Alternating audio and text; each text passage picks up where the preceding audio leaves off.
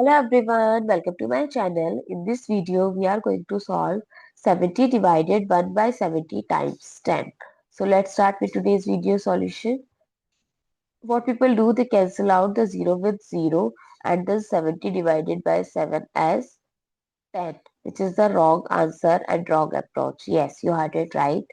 When we have given multiple operation like division, then multiplication, then we have to follow PEMDAS or BODMAS rule. Comment down below in your country what you called it.